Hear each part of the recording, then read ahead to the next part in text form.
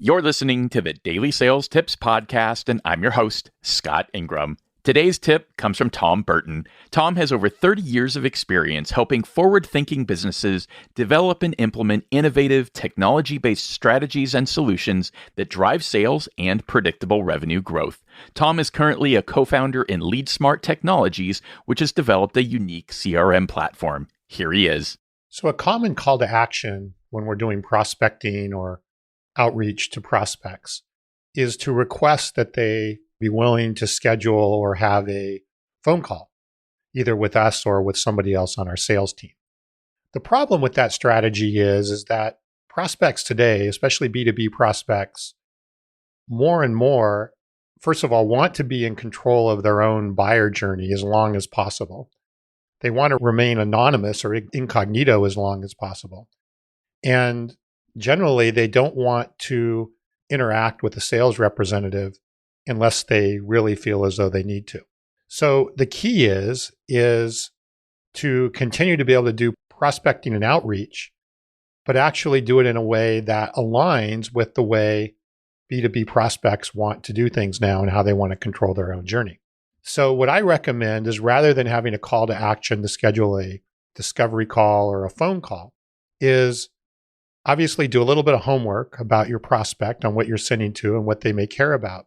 But then offer up, let's say it's an email, offer up links to 3 pieces of content that you think would be very compelling and relevant to that prospect. And then basically in the email, provide a roadmap for them on what they should do after they consume that content.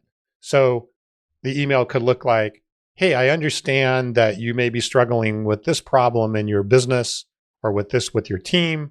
Here are 3 pieces of content that may be super relevant to you and what you're trying to do. Now, once you've read this content, what I recommend is you do this, this, and this, and then lay out basically a prescription or a blueprint for them to go forward in the email by saying, if you have any questions or would like additional help, please reach out to me.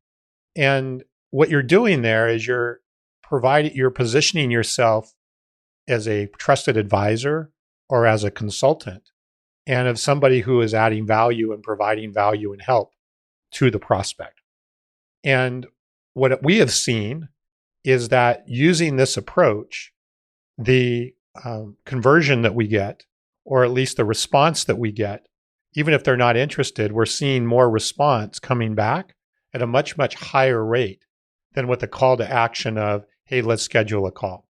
And I know for me personally, when I get emails that really don't have any, you can tell there's never been any real homework done, and they're really not even explaining what their product or service does, and they're asking me to jump on a phone call, those are immediate deletes, right? Those just immediately go out of my inbox.